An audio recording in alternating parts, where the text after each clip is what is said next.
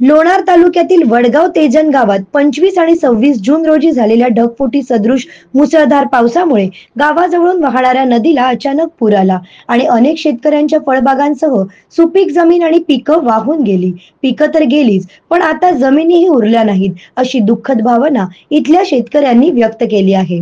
या नुकसानीचे तातडीने पंचनामे करून नुकसान भरपाई द्यावी अशी मागणी शेतकऱ्यांनी प्रशासनाकडे केली आहे। तर कृषी सहाय्यक, तलाठी, सरपंच आणि ग्रामसेवक यांनी प्राथमिक पाहणी करून शासनाकडे अहवाल पाठवल्याचे सांगितले आहे। या झालेल्या नुकसानीची पाहणी करण्यासाठी आज वडगाव तेजन गावातील बऱ्याच शेतकऱ्यांच्या बांधावर केंद्रीय आयुष मंत्री प्रतापराव जाधव यांनी सर्व वरिष्ठ अधिकाऱ्यांच्या टीमसह पाहणी करून शेतकऱ्यांना राज्य शासनासह केंद्र शासनाकडून मदत मिळवून देण्याचे आश्वासन दिले।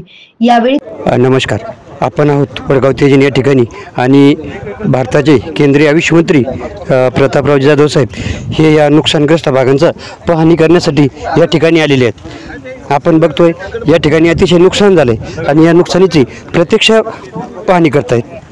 भाऊ, मला एक सांगा, या नुकसानीचं आपण कशा पद्धतीने नुकसान झालेलं आहे आणि आपण काय व्यवस्था यासाठी शेतकऱ्यासाठी करणार आहात? जी 25 आणि 26 जून या दिवशी अगदी 2 दिवस सतत ढगफुटीसारखा जो पाऊस झाला आणि त्यामुळं सर्व नदी नाल्यांना पूर म्हटल्यापेक्षा महापूर त्या ठिकाणी आलेत आणि त्यामुळं प्रचंड प्रमाणामध्ये शेतकऱ्यांच्या शेतीचं नुकसान झालेलं आहे। काही शेती आपण ज्या ठिकाणी उभे आहोत तुम्ही पहा, शेतीचे काही ठिकाणी वाळवंट तयार झालेले आहे। पेरलेल्या ज्या काही लोकांच्या पेरण्या झाल्या होत्या त्या पेरलेल्या पिकांचं सुद्धा मोठ्या प्रमाणामध्ये नुकसान झालेलं आहे। फळबागा या भागामध्ये बऱ्याच आहेत, त्या फळबागांचं सुद्धा नुकसान झालेलं आहे। अनेक ठिकाणी विहिरी खचून गेलेल्या आहेत। सोलर पंप त्या ठिकाणी बसवलेले होते, त्या सोलर पंपाचं सुद्धा मोठ्या प्रमाणामध्ये नुकसान झालेलं आहे। एकंदरीत पाहिलं तर त्या 2 दिवसामध्ये 260 मिलीमीटरपर्यंत पाऊस या 2 तालुक्यामधल्या अनेक मंडळामध्ये झालेला आहे। त्यामुळं निश्चितच शेतकऱ्यावर आता दुबार पेरणीचं संकट आलेलं आहे। काही शेतकऱ्यांना खरडून गेलेल्या जमिनी दुरुस्त करायला त्या ठिकाणी शासनाची मदत लागणार आहे। म्हणजे तसं पाहिलं तर नुकसान मोठ्या प्रमाणामध्ये आणि म्हणून आज या दौऱ्यामध्ये आमच्यासोबत तहसीलदार, पंचायत समितीचे आमचे BDO, तालुका कृषी अधिकारी आणि त्यांची सर्व गाव पातळीवर काम करणारी टीम, कृषी सहाय्यक, ग्रामसेवक, तलाठी सर्व यांना सोबत घेऊन त्यांना याचे सर्व व्यवस्थित पंचनामे करण्याचे त्या ठिकाणी निर्देश आम्ही दिलेले आहेत। पंचनाम्याची कामं सुरू झालेली आहेत। खरडून गेलेल्याचे पंचनामे वेगळे करा, ज्या ठिकाणी पेरण्या झाल्या होत्या त्या पिकाचं नुकसान झालं असेल त्याचे पंचनामे वेगळ्यामध्ये घ्या, ज्या ठिकाणी विहिरी खचल्या असतील त्यांचेही पंचनाम्यामध्ये समावेश करा, ज्या सोलर पंपाचं नुकसान झालं त्याच्याही नोंदी तुम्ही त्या ठिकाणी घ्या।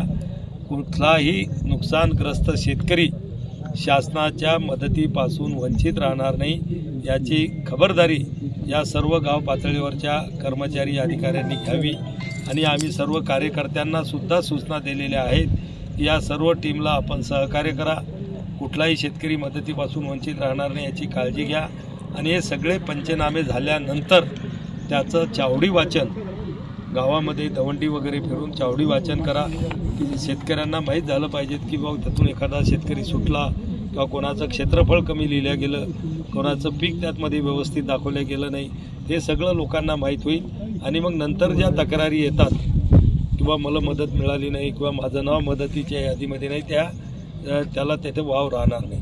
आणि म्हणून सगळ्या बारीक सारीक गोष्टीच्या सूचना या संबंधित अधिकारी कर्मचाऱ्याला आम्ही दिलेल्या आहेत आणि आमचे कार्यकर्त्यांना सुद्धा त्यांच्यासोबत राहून प्रत्येक शेतापर्यंत जाऊन त्याचे पंचनामे करण्याचे निर्देश आम्ही आज या ठिकाणी सर्वांना दिलेले आहेत। दिनांक 26 तारखेला अतिमुसळधार पावसामुळे आमच्या वडगाव तेजन येथील 750 हेक्टर जमिनीपैकी जवळजवळ 625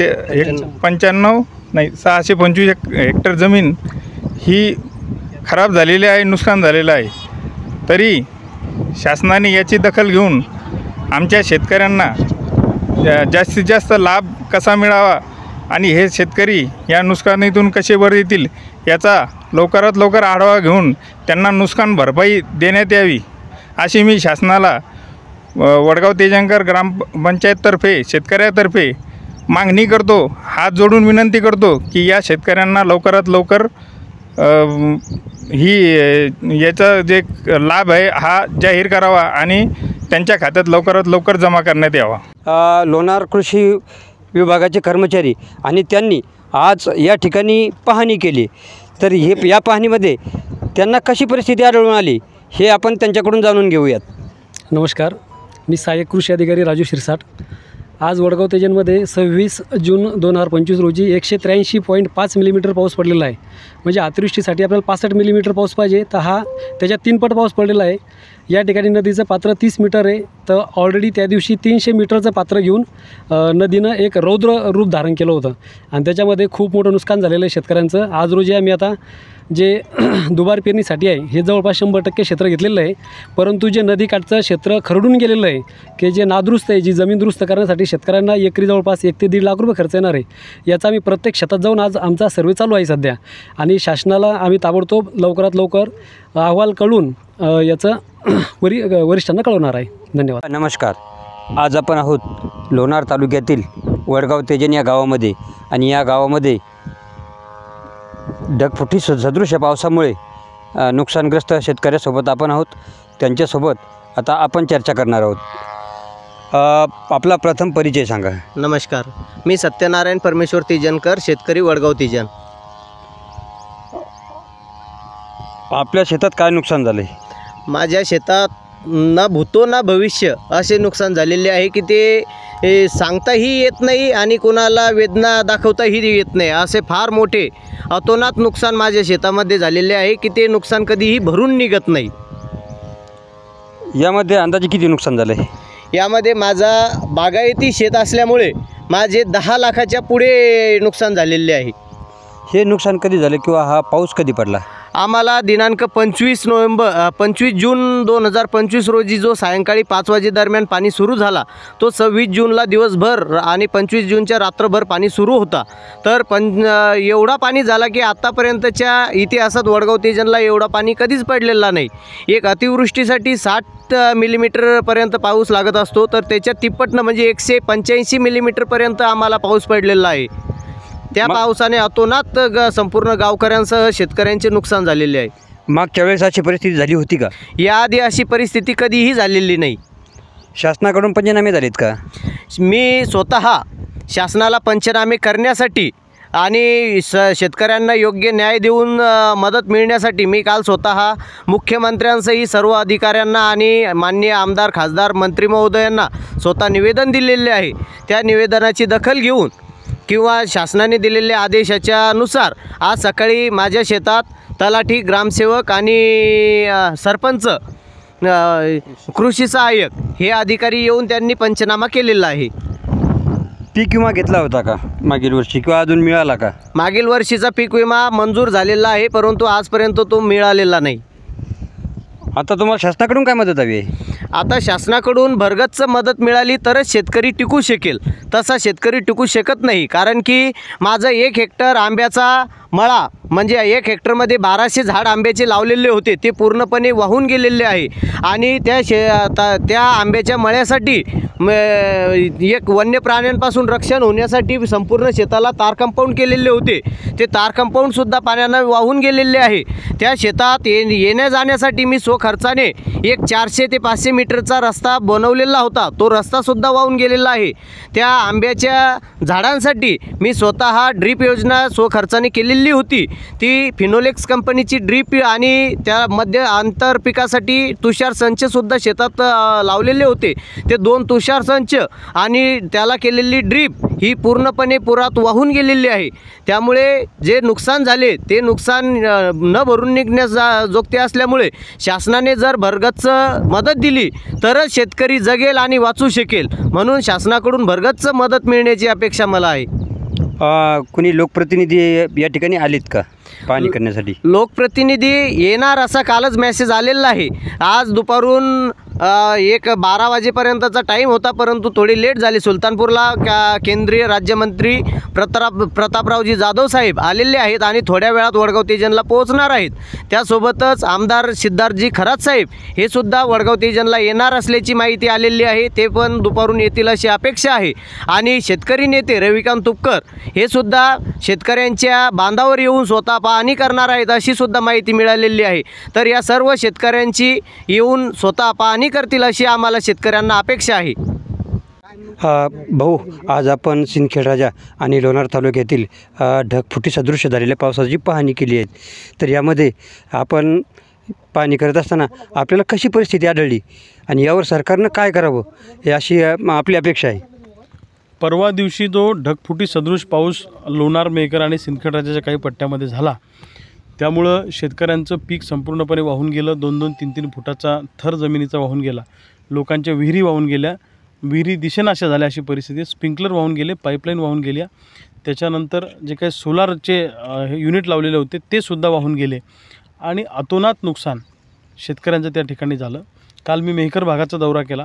आज मी सिंदखेड राजा आणि लोणार तालुक्याचा दौरा करतो आहे. मी अनेक गावांमध्ये गेलो. परिस्थिती भयावह आहे. प्रचंड मोठ्या प्रमाणात नुकसान झालेलं आहे. पहिले शेतकरी अडचणीत आहे आणि असं असताना एक तर सरकार आम्हाला मारते, दुसऱ्या बाजूला निसर्गही आम्हाला मारतो आहे. सरकारला माझी विनंती आहे की आता आमचा संयम तुटायची वाट सरकारनं पाहू नये, तातडीनं पंचनामे करावेत आणि 100% नुकसान भरपाई आम्हा शेतकऱ्यांना द्यावी अशी सरकारकडे आमची विनंती आहे. निव्वळ यांनी पंचनाम्याचे कागद अहवाल पाठवायचे आणि त्यांनी 1.5 वर्ष ते धुळकात पडू द्यायचे असं चालणार नाही. तातडीनं शेतकऱ्यांना दुबार पेरणीसाठी मदत करा आणि नुकसान भरपाईची पण मदत करा अशी सरकारकडे आमची विनंती आहे. अन्यथा या सगळ्या नुकसानग्रस्त शेतकऱ्यांना घेऊन मुंबईला जाऊन धडक दिल्याशिवाय आम्ही राहणार नाही हे सरकारनं लक्षात ठेवावं. आता आमचे पेशन्स संपलेले आहेत. भाऊ, खापरखेड घुले येथील शेतकऱ्याची जी विहीर खचलेली आहे त्याबद्दल आपण काय बोलाल? मी स्वतः खापरखेड घुलेला जाऊन आलो. मी त्या परिसराचा दौरा केला. सगळ्या त्या विहिरी त्या ठिकाणी बघितल्या, पूर्ण शेतं बघितले, मी पूर्ण शिवार फिरलो. अत्यंत वाईट आणि दयनीय अवस्था त्या ठिकाणी आहे. म्हणजे शब्द नाही, लोक परेशान आहेत. लोकांना रडायलासुद्धा मजूर सापडत नाही अशी परिस्थिती आहे. आणि नेते येतात, पाहणी करतात, फोटो सेशन करतात. हा एवढ्यापुरता मर्यादित विषय नाही, लक्षात ठेवा. माझं म्हणणं आहे की मंत्री असतील किंवा सत्तेतले लोक असतील, लोकप्रतिनिधी असतील, यांनी अधिकाऱ्यांच्या बैठका घ्याव्यात. कोणत्या गावात काय झालं काय नाही याचा अहवाल 2 दिवसामध्ये शासनाला गेला पाहिजे आणि त्या ठिकाणी आठवड्याभरामध्ये शेतकऱ्यांच्या खात्यामध्ये मदत आली पाहिजे.